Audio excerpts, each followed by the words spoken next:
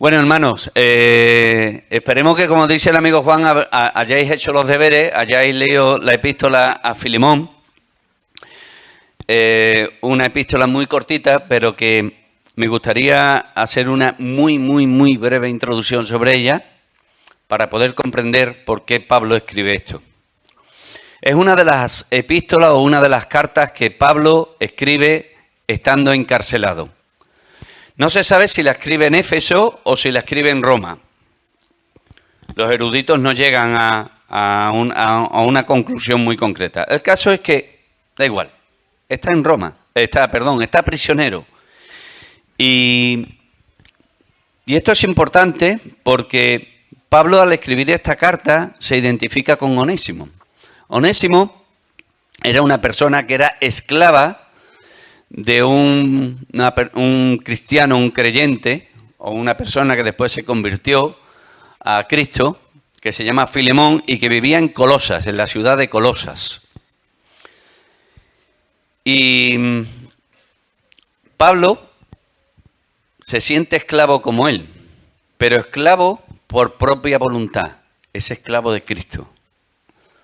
Mientras que Onésimo es esclavo también, aunque no por su propia voluntad, porque es un esclavo evadido, por así decirlo, un fugitivo, no me sale la palabra, fugitivo de la ley, porque escapó de la casa de Filemón. Y Pablo comienza a escribir su carta, y me llama la atención cómo comienza esa carta diciendo: Pablo, prisionero de Jesucristo. Fijaos que Pablo normalmente suele empezar sus cartas diciendo Pablo, apóstol de Cristo, Pablo, siervo de Cristo, por la voluntad de Dios. Sin embargo, esta carta, Pablo dice, Pablo, prisionero de Jesucristo. ¿Por qué empieza así la carta? Porque el apóstol Pablo no quiere abusar, entre comillas, de su autoridad como apóstol, sino que quiere que Filemón, a quien se dirige la carta, lo vea como un ruego, no como una imposición, no como un mandato, sino como un ruego, como una súplica. Y Pablo dice eso, prisionero de Jesucristo. Y fijaos que hay una curiosidad también en esta descripción. Porque dice que es prisionero ¿de quién? De Jesucristo. No dice que es prisionero de Roma, no es prisionero de Éfeso, no es prisionero del gobernante que estaba en Éfeso, ni del César, sino que dice que es prisionero ¿de quién? Prisionero del Señor Jesucristo. Y prisionero de forma voluntaria. Prisionero por predicar el Evangelio, por acometer aquella obra a la cual había sido llamado por el propio Señor Jesucristo cuando iba camino de Damasco. Además, hemos de notar, dice en Filipenses capítulo 3, versículos 7 y 8 lo siguiente, en cuanto a esto que acabo de decir, Filipenses 3, 7 y 8, a ver si lo encuentro. Filipenses 3, fijaos que dice Pablo, pero cuántas cosas eran para mí ganancia, las he estimado como pérdida, ¿por quién? Por amor de Cristo. Él se sentía prisionero de Cristo, se sentía prisionero del amor del Señor.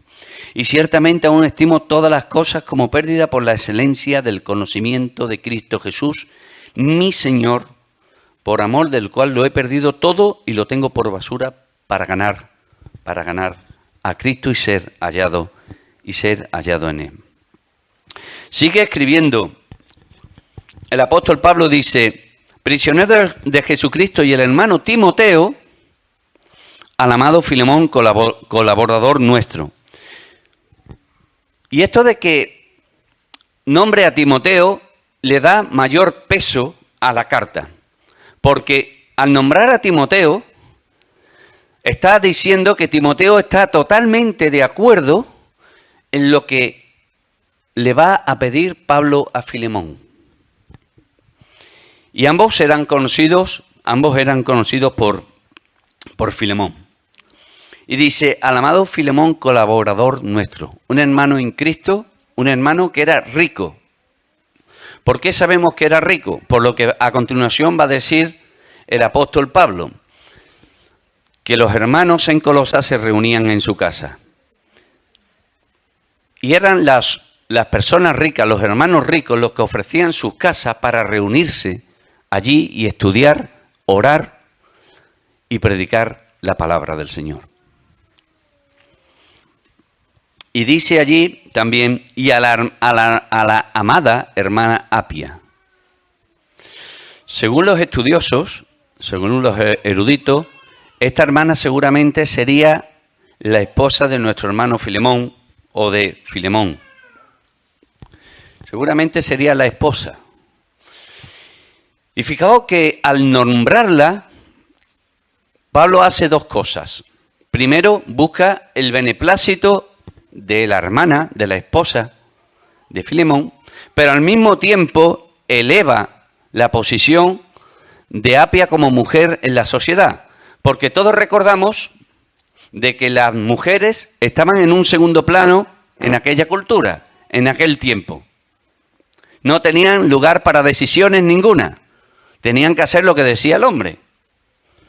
El cabeza de familia era el que decidía, el que mandaba, el que ordenaba. Sin embargo, vemos que Pablo le da un sitio de honor, igual que Jesucristo hizo con las mujeres, darle un lugar de honor dentro del reino. Y además, muy posiblemente porque las mujeres eran las encargadas de vigilar el servicio doméstico y necesitaba también el beneplácito de ella para lo que a continuación le va a pedir a Filemón. Además nombra a Arquipo. Dice, y a Arquipo, nuestro compañero de milicia, y a la iglesia que está en su casa. Arquipo seguramente podría ser, o seguramente sería el pastor o la persona responsable en la iglesia de Colosas. También hay quien dice que era el responsable en la iglesia de la Odisea que estaba al lado de Colosas. Pero el caso es que lo nombra. No solamente aquí, sino en Colosenses capítulo 4 y versículo 17, dice allí, decid Arquipo, mira que cumplas el ministerio que recibiste en el Señor. De ahí se deduce de que Arquipo era el responsable en la iglesia de Colosas, o posiblemente en la iglesia de la Odisea. Y también se dirige a la iglesia, acordándose de ellos, porque todos, hermanos, son importantes, todos son importantes, los que tienen cargos y los que no tienen cargos en la iglesia, porque todos somos hermanos en Cristo, todos somos iguales delante del Señor. Gracia y paz a vosotros de Dios nuestro Padre y del Señor Jesucristo. Este era un saludo normal. Si lo veis en todas las epístolas de Pablo, siempre en todas dice gracia y paz, desea la gracia y la paz. La gracia y la paz. La gracia es el favor inmerecido, me gustaría recordarlo, es el favor inmerecido que Dios tiene a bien de concedernos a todos nosotros, mediante la fe sobre la obra redentora de su Hijo Jesucristo.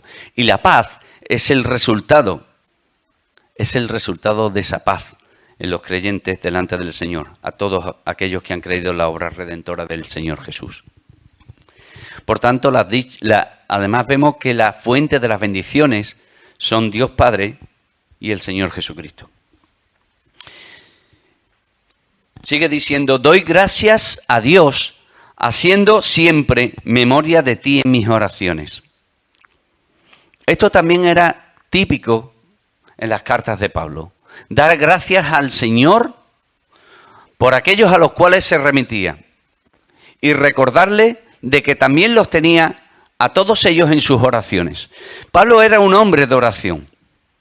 Era un hombre de oración. Y cada vez que se acordaba de ellos, oraba por ellos. Como dice en Filipenses capítulo 1, versículo 3, que daba gracias cada vez que se acordaba por cada uno de ellos. Yo me gustaría que nos preguntásemos, viendo esto, ¿cuánto me acuerdo yo de mis hermanos en mis oraciones? ¿Cuánto oro yo por mis hermanos? No solamente por mí o por mi casa, sino cuánto oro yo por mis hermanos. Recuerdo una frase de nuestro querido hermano Pepe Fernández, que está a la gloria del Señor, que decía: más vale lápiz corto que memoria larga. Y es que muchas veces nos lo apuntamos aquí, pero nos olvidamos de que somos personas olvidadizas. Y nos olvidamos de orar por peticiones que dicen nuestros hermanos. Voy a intentar ir rápido, porque ya llevo la mitad de tiempo. Dice: porque oigo del amor y de la fe que tienes hacia el Señor Jesús y para con todos los santos. Fijaos, el buen testimonio que tenía Filemón y que había llegado a oídos del propio apóstol Pablo. Frutos del Espíritu Santo, el amor y la fe, como nos dice en Gálatas capítulo 5, los versículos 22 al 24. Amor, gozo, paz, fe, mansedumbre, templanza, frutos del Espíritu Santo. Muestra de que el Espíritu Santo obraba a través de la vida de Filemón y en la vida de Filemón. Pero también sigue diciendo allí: la fe y el amor y la fe que tienes. Fijaos el orden que usa: hacia el Señor y para con todos los santos. Y me acordaba de cuando al Señor Jesucristo le preguntaron: Maestro, ¿cuál es el mayor de los mandamientos? Y el Señor le dijo: amarás al Señor tu Dios con todo tu corazón, con todas tus fuerzas, con toda tu alma,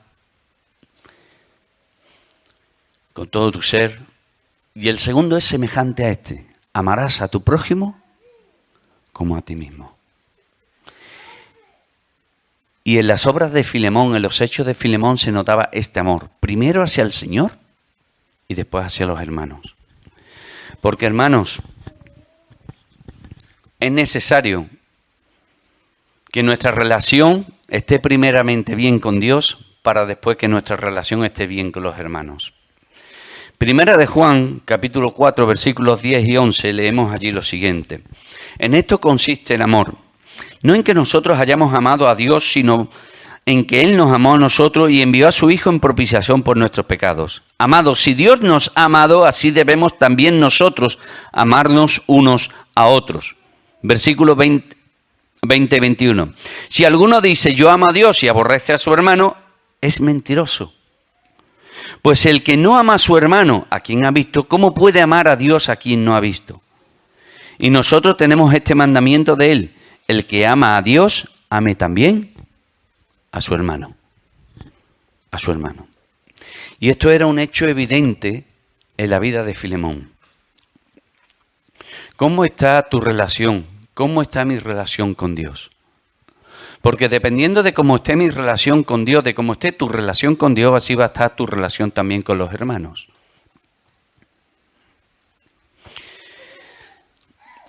Sigue escribiendo, versículo 6, para que la participación de tu fe sea eficaz en el conocimiento de todo el bien que está en vosotros por Cristo Jesús. Este es el deseo de Pablo hacia Filemón, que crezca en el conocimiento de nuestro Señor Jesucristo.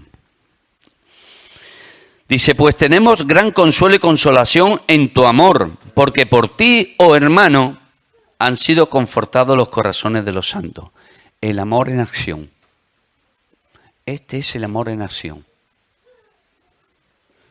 Hermanos consolados por otro hermano. Hermanos consolados por otro hermano. Pablo se goza por ello, porque los resultados son visibles, hermanos, son visibles. Y cuando leía esto, decía, cuán hermoso sería poder escuchar que los hermanos pudiesen tener este testimonio de mí. ¿No os gustaría a vosotros que otros hermanos hablasen de vosotros de esta forma tan hermosa, diciendo que el amor de Dios se ve a través de vuestras vidas? Pero no lo digo esto como engreimiento, hermano, ni para engreimiento, ni para autoexaltarse uno, sino como ánimo para uno. para seguir en los caminos del Señor, como ánimo para seguir sirviendo a los demás y por supuesto y ante todo para la gloria del Señor. Por supuesto. Eso es lo primero. Porque tenemos que reconocer, hermano, que de vez en cuando nos viene bien que nos den una palmadita en la espalda para decir, sigue adelante, hermano, porque vas por el buen camino. O me equivoco. O es bueno. En nosotros está el que esas palabras las usemos para la gloria del Señor o para nuestra autoexaltación. Que sea para la gloria del Señor. Sigue diciendo, sigue escribiendo, por lo cual, aunque tengo mucha libertad en Cristo para mandarte lo que conviene, fijaos que podía habérselo mandado, porque él es apóstol. Y después un poco más adelante, explica de que su conversión ha sido gracias al ministerio suyo, su predicación. Pero fijaos que dice, más bien te ruego por amor. Te ruego por amor, siendo como soy, Pablo ya anciano y ahora además prisionero de Jesucristo. Pablo no quiere obligar a a Filemón, a que le conceda la petición que le va a hacer a continuación. Quiere que lo haga por amor, que siga mostrando ese amor y esa fe que ha demostrado hasta esos momentos. Y esto va a ser una prueba de fe y de amor hacia Filemón.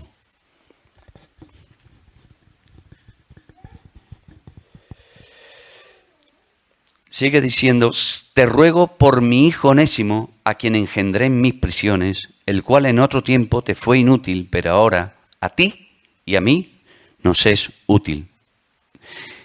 Ya empieza la oración, ya empieza la petición. Onésimo, aquel esclavo rebelde que no sabemos exactamente cuál fue el motivo por el que escapó de su casa, quizás un robo, posiblemente le hubiese robado y se fue, o quizá por desobediencia, por rebeldía, pero el caso es que se fue. Y dice, te ruego por mi hijo Onésimo, y a puntilla, a quien engendré en mis prisiones. Onésimo conoció a Pablo en sus prisiones, posiblemente en Roma, porque si yo fuera esclavo y si huyera de mi siervo, de mi amo, no me iría a la ciudad que está al lado para huir de él, me iría lo más lejos posible. Por eso muchos apuntan de que fue en Roma donde escribió esta carta, y donde fue en Roma donde Onésimo conoció a Pablo, donde Onésimo se convirtió a Cristo por medio de la predicación de Pablo. Y Onésimo se convirtió por la predicación del apóstol Pablo. Es curioso que el nombre Onésimo significa útil. Es curioso que significa útil. Y en el versículo 11 hemos leído, el cual en otro tiempo te fue inútil, pero ahora a ti y a mí nos es útil. Onésimo, sin tener al Señor en su corazón, fue una persona inútil. Inútil para Filemón. No fue un buen siervo. Fue un rebelde y se escapó. Sin embargo, cuando conoció a Cristo por medio del apóstol Pablo, se convirtió en un instrumento útil. Útil para Dios, útil para Pablo y útil para Filemón. Y yo me acordaba y decía, qué parecido tan grande con nosotros, ¿verdad? Qué parecido tan grande con nosotros. ¿Cómo éramos antes de tener al Señor en nuestros corazones? Ante los ojos de Dios éramos personas inútiles, instrumentos inútiles para Él. Pero ¿y ahora cómo somos, hermanos?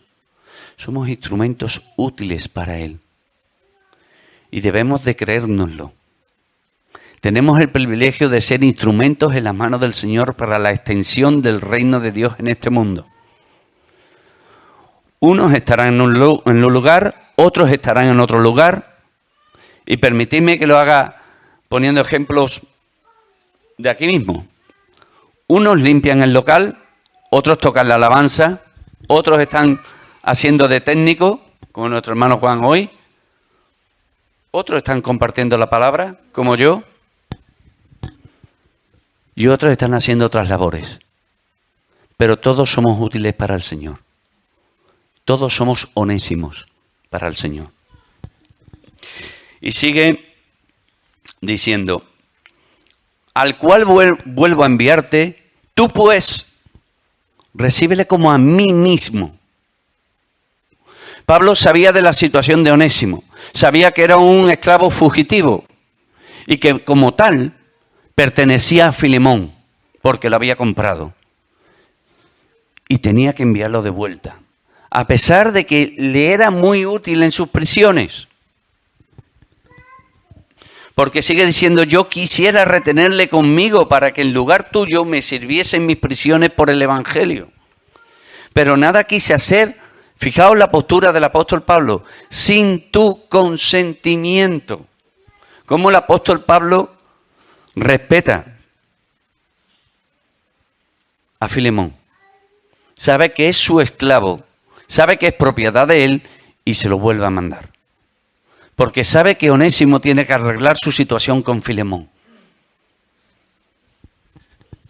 Quizás haya cuentas pendientes en nuestras vidas en el pasado y deberíamos de ponernos a cuentas. Pero eso el Señor lo sabe en cada uno y el Señor obrará a través. Porque quizás para esto se apartó de ti por algún tiempo, para que le recibieses para siempre, no ya como esclavo, sino como más que esclavo, como hermano amado, mayormente para mí, pero cuanto más para ti, tanto en la carne como en el Señor. Pablo está diciendo aquí en cierta forma que todo esto habría ocurrido porque es muy posible que sea la mano del Señor la que obró. Leemos en Romanos capítulo 8, versículo 28, lo siguiente. Romanos 8, 28. Y sabemos que a los que aman a Dios, todas las cosas les ayudan a bien. Esto es, a los que conforme a su propósito son llamados. Hermanos, lo que ocurrió en la vida de Onésimo, el Señor lo sabía. El Señor lo preparó todo para que llegase a los pies suyos, a los pies de su Hijo Jesucristo. Y en nuestras vidas ocurre lo mismo. Todo lo que ocurre en nuestras vidas es voluntad del Señor. Lo permite el Señor. Y a veces el Señor, algunos dirán, todas, incluso los cabezazos que nos podemos pegar con la pared, por nuestra cabezonería y nuestra rebeldía. El Señor lo permite para que nos demos cuenta de que estamos equivocados y nos volvamos. Nada ocurre por casualidad en nuestras vidas, hermano. Absolutamente nada. Y termino. Me queda poco tiempo. Termino, hermanos. Así que si me tienes por compañero, recíbele como a mí mismo. Y si en algo te dañó o te debe, ponlo a mi cuenta. Yo, Pablo, lo escribo de mi mano. Yo lo pagaré. Por no decir que aún tú mismo te me debes también. Si, hermano, tenga yo algún provecho de ti en el Señor, conforta mi corazón en el Señor. Te he escrito confiando en tu obediencia, sabiendo que harás aún más de lo que te digo. Fijaos lo que el apóstol Pablo le pide. Recíbele como a mí mismo. Trátalo como si fuera yo mismo, no como un esclavo, porque ya no es un esclavo en verdad delante del Señor. Ya es un hijo de Dios, ya está justificado como tú. Es un hermano nuestro en Cristo. Trátalo como tal. Cierta forma le está pidiendo la libertad de Onésimo, porque también le dice, me gustaría que me lo devolvieras para que me sirviera aquí, siendo ya anciano. Esta es la ley de la imputación. Pon en mi cuenta todo lo que Él te debe. Pon en mi cuenta todo lo que Él te debe. Yo te lo pagaré. ¿Os acordáis del buen samaritano? Cuando aquel samaritano lo dejó, aquel hombre moribundo lo dejó en la venta, le dice, ponlo en mi cuenta y si te tengo que pagar algo más, yo te lo pagaré cuando vuelva. Pero esto mismo es lo que ha hecho el Señor con nuestras vidas, con nosotros. Dice Isaías capítulo 53 y versículo 6 lo siguiente: todos nosotros nos descarriamos como ovejas, cada cual se apartó por su camino, mas Yahvé cargó en él el pecado ¿de quién? De todos nosotros. De todos nosotros. Dice 2 de Corintios capítulo 5 versículo 21 lo siguiente: al que no conoció pecado, por nosotros lo hizo pecado, para que nosotros fuésemos hechos justicia delante de él. Y dice en Colosenses que el acta de los decretos de nuestros pecados quedó clavado en la cruz del Calvario con Cristo. Todas nuestras deudas quedaron imputadas, pagadas por Cristo Jesús. Y Pablo le está pidiendo lo mismo: perdónalo. Porque Filemón, según la ley romana, lo podía castigar severamente, incluso hasta condenarlo a muerte. Pero sin embargo, Pablo le dice: trátalo como a mí mismo. Y Pablo,